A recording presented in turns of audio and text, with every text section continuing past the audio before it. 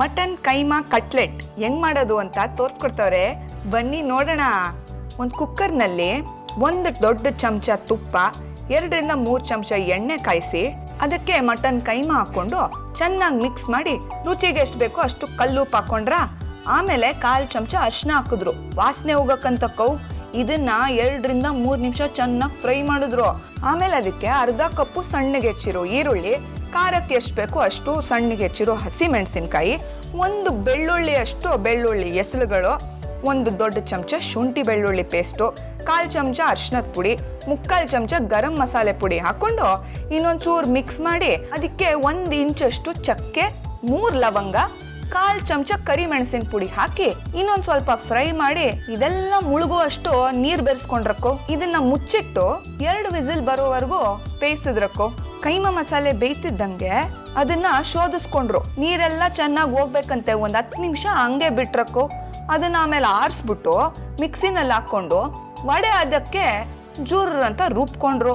ಮಿಕ್ಸಿಯಿಂದ ತೆಗೆದು ಒಂದು ತಟ್ಟೆಗೆ ಹಾಕೊಂಡು 2 ರಿಂದ 3 ಚಮಚ ಬ್ರೆಡ್ ಕ್ರಮ್ಸ್ ಹಾಕೊಂಡು ಚೆನ್ನಾಗಿ ಕೈಯಲ್ಲೇ ಕಲ್ಸ್ಕೊಂಡ್ರಕ್ಕೋ.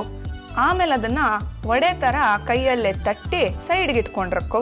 ಆಮೇಲೆ 1 ಕಪ್ನಲ್ಲಿ 1 ಮೊಟ್ಟೆ ಒಡೆದು 1 ಚಿಟಿಕೆ ಉಪ್ಪು, 1 ಚಿಟಿಕೆ ಕರಿ ಮೆಣಸಿನ ಪುಡಿ ಹಾಕೊಂಡು ಚೆನ್ನಾಗಿ ಕದಡ್ದ್ರಕ್ಕೋ. ಆಮೇಲೆ ತವೆ ಬಿಸಿ ಮಾಡಿ 2 ದೊಡ್ಡ ಚಮಚ ಎಣ್ಣೆ ಹಾಕೊಂಡು ಕಾಯಿಸ್ಕೊಂಡ್ರ.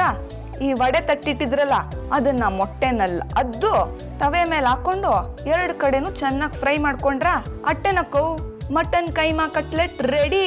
ಮಟನ್ ಕೈಮಾ ಕಟ್ಲೆಟ್ ರೆಡಿ ಇದೆ. ಟೇಸ್ಟ್ ಮಾಡಿ ಹೇಳಿ. ಓಕೆ, ಈಗ ಬ್ಯಾಟಿಂಗ್ ಮಾಡ್ತೀನಿ. ಅರ್ಪಿತ್ ಅವರೇ, ಭಾಳ ಸಿಂಪಲ್ ಆಗಿ ಚೆನ್ನಾಗಿ ಮಾಡಿದ್ದೀರಾ. ಒಳ್ಳೆ ಘಮಘಮ ಅಂತ ಪರಿಮಳ ಇಲ್ಲಿ ನನಗೆ. ಅದರಲ್ಲೂ ಮಟನ್ ಕಟ್ಲೆಟು ನನಗೆ ತುಂಬಾ ಇಷ್ಟ. ನೀವು ಹೇಳಿದಾಗೆ ಪುದೀನಾ ಚಟ್ನಿ ಜೊತೆ ಇದು ಡೆಫಿನೆಟಾಗಿ ಚೆನ್ನಾಗಿರುತ್ತೆ. ನಾನು ಮನೇಲಿ ಮಾಡಿದಾಗ ಪುದೀನಾ ಚಟ್ನಿ ಮಾಡಿಕೊಂಡು ಬ್ಯಾಟಿಂಗ್ ಮಾಡ್ತೀನಿ. ಸೊ ಅಣ್ಣರಕ್ಕವರೇ, ಬ್ಯಾಟಿಂಗ್ ಮಾಡೋ ಸಮಯ ಬ್ಯಾಟಿಂಗ್ ಮಾಡ್ತಾ ಇದ್ದೀನಿ. ನೋಡೋಣ ಅರ್ಪಿತ್ ಅವ್ರು ಮಾಡಿರುವಂಥ ಮಟನ್ ಕೈಮಾ ಹೇಗಿದೆ ಅಂತ.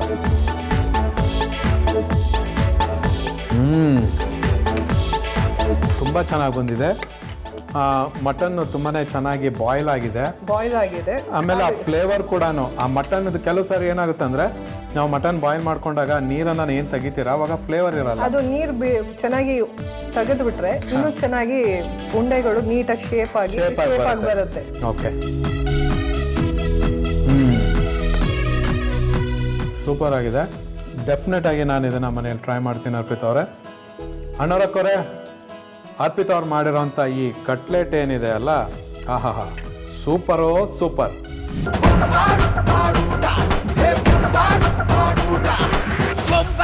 ಬಾಡೂಟ